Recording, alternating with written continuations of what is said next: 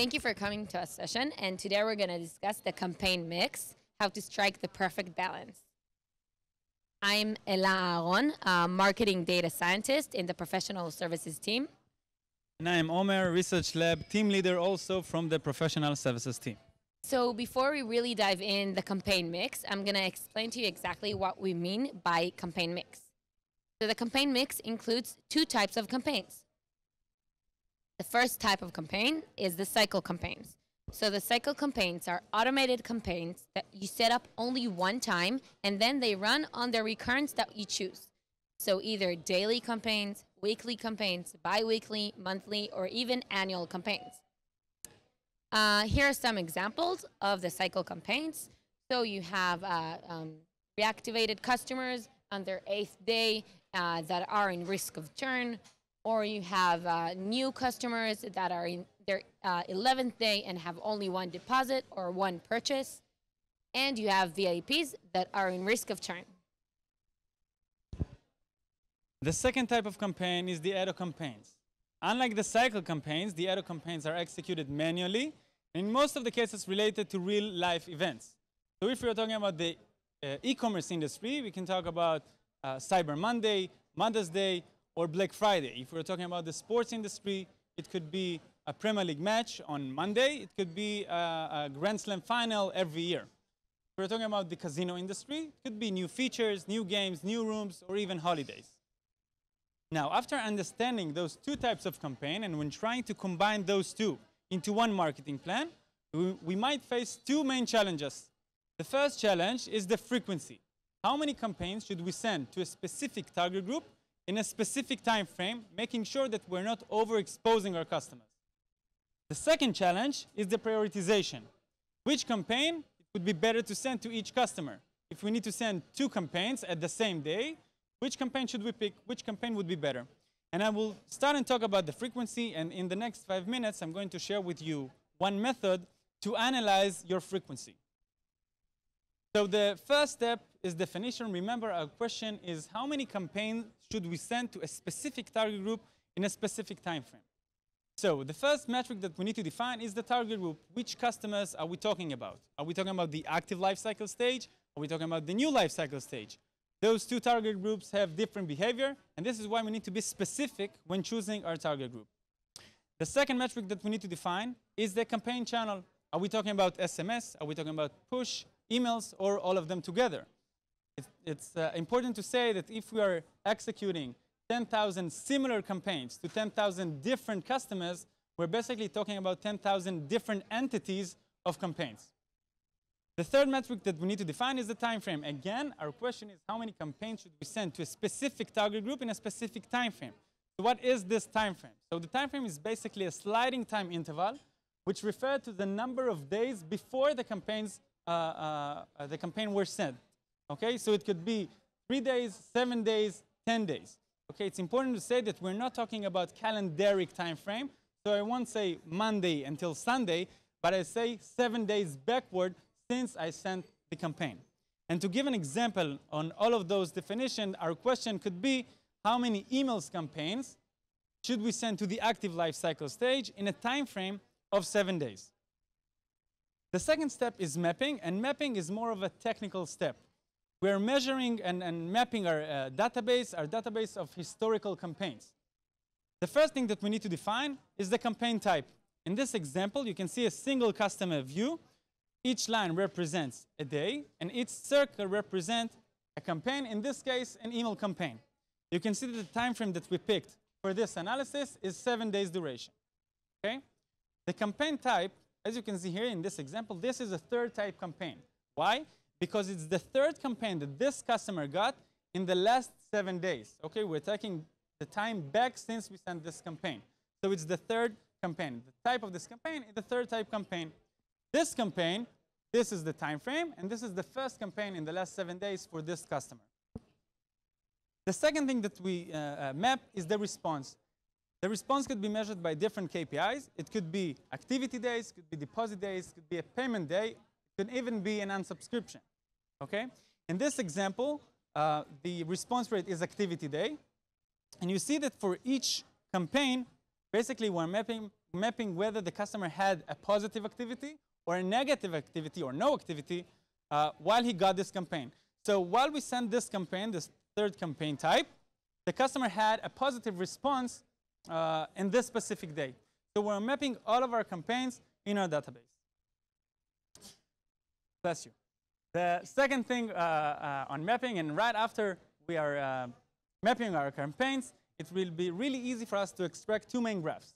The first graph is the campaigns distribution. It's pretty simple, the number of campaigns that we sent from each type. So in this example, the active lifecycle stage campaigns, 26% of the campaigns were third type campaign, the third campaign in 7 days. The second graph is the response rate, in this case in activity days, for each type of the campaigns. And we can see a decrease in for each type. We can see a sharp decrease after the fourth campaign, which may give us a sign that maybe this should be the number that we need to define for this specific group. Okay, four campaign in 7 days. The third step is the analysis. In the analysis, basically, we're running the same test over and over again, first in different KPIs. So in this example, in payments day, in activity days, or unsubscription. Okay, again, for each campaign type, we'll get different results. The second thing is to test it on a granular group. So if we talked about the active lifecycle stage, maybe we should divide it to active risk of churn and active no risk of churn. Those two, again, different behavior for each group. If we're talking about the new lifecycle stage, it could be the first week or second week. In this example, we tested on different KPIs. And as you can see, in terms of number of payments, we can see a sharp decrease after the fourth campaign. In terms of activity days, again, a sharp decrease again after the fourth campaign. And a sharp increase in terms of unsubscription, again, after the fourth campaign. So now we might think that this should be the limit for the active lifecycle stage, to send a maximum 4 campaigns in a week. And after defining the threshold and running more and more analysis, we're defining the threshold for each group, segmented group, and placing the number. After we're doing this, we need to prioritize between the campaigns. We know that the maximum of campaigns that we can send to each group, in this example, 4. Now, which campaign should I send? We need to prioritize between the campaigns, which leads us to the next challenge, which is prioritization. So before I start talking about prioritization, I'm going to explain to you why exactly is it so important. So prioritization is really important once you have one customer that is assigned to more than one target group. So that's when you really want to know if you only want to send only one campaign to one customer per day, then you really need to understand how to prioritize between the campaigns so he will receive the campaign that you wanted him to receive and not a different campaign. So I think most of the CRM teams do prefer to prioritize their ad campaigns in a higher priority. The question is it always the best solution? And I'm going to show you a few examples and practice with you and just see a few situations where maybe it's not the best solution to prioritize your ad campaign in the top priority, and also just show you a few dilemmas that might appear while doing so. So here, I'm going to start off with the e-commerce industry. So you can see the blue campaigns are the cycle campaigns, and they're organized by the priority. So in the top priority, we currently have the churn cycle. Right after that, we have the active cycle. After that, we have the new cycle, which is customers that have only one purchase, and maybe we want to make them have their second purchase. And in the bottom priority, we have our registered only customers. They maybe only receive newsletter, and we want to try and convert these customers. Now I'm going to add my ad campaign. So for the first example, I have my Black Friday promotion. And my Black Friday promotion, I want to send it to all of my customers. Question is, where should I prioritize it? And I think for this case, I think most of you will probably agree with me that we should prioritize it in the top priority. Why is that? Black Friday, huge deal, huge day. I mean, all of our customers know that it's Black Friday today. They gotta get their promotions, So this is, I think, a fairly easy example of how to prioritize the ad campaign.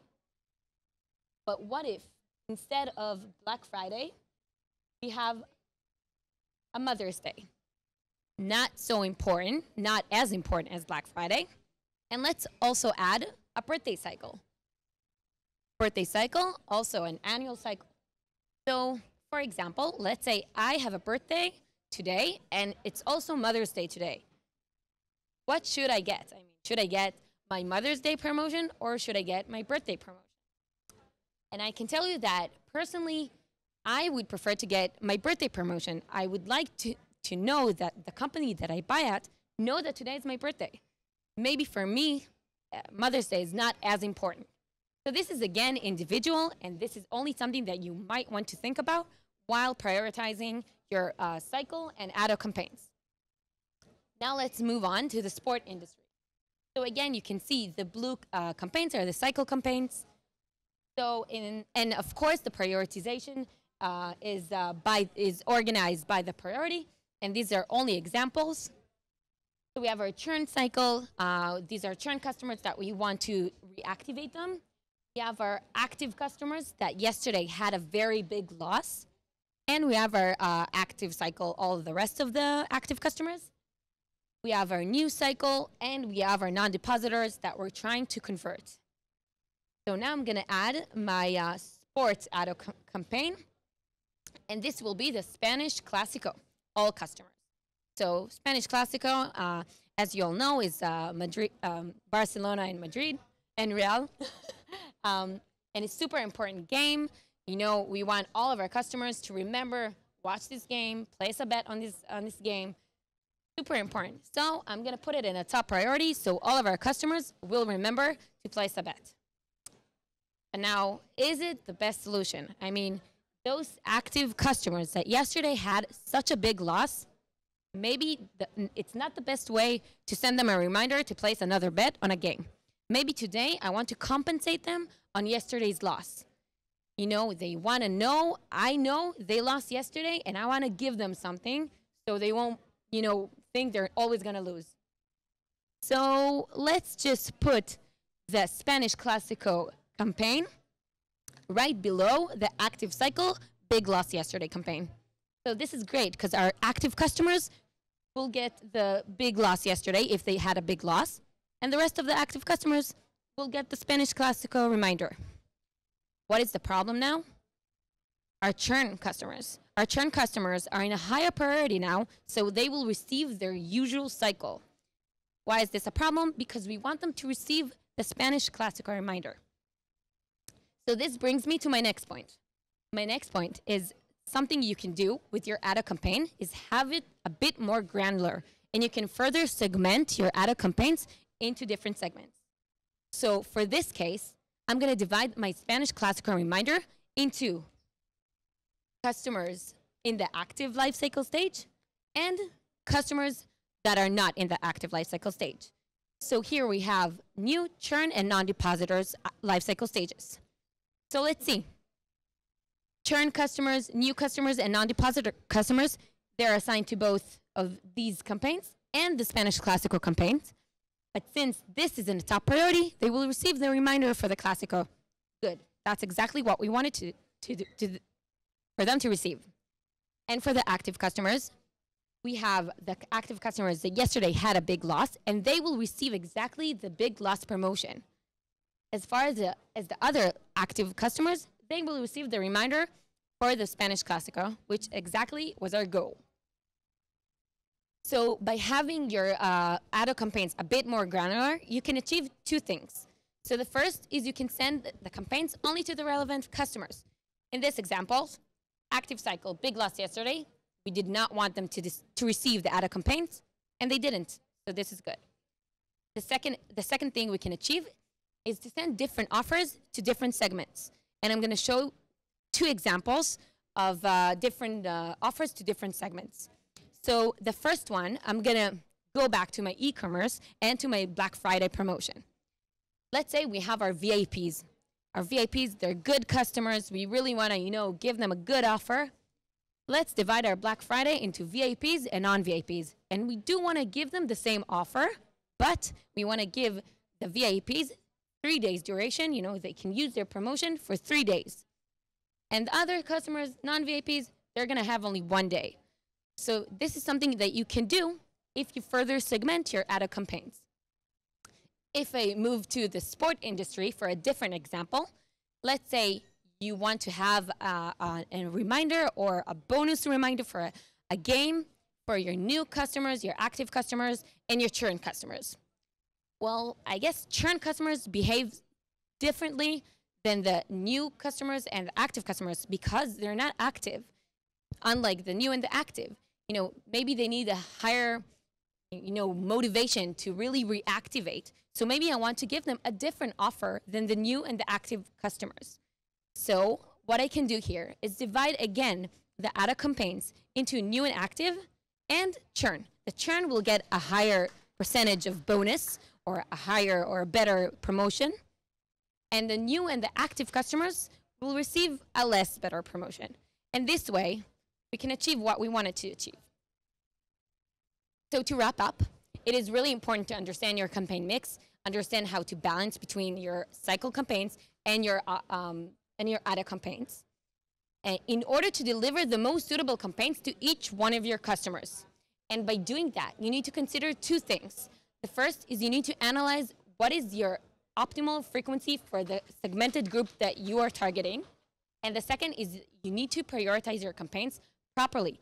So the most important campaign will be the one that your customer will receive and not a different campaign.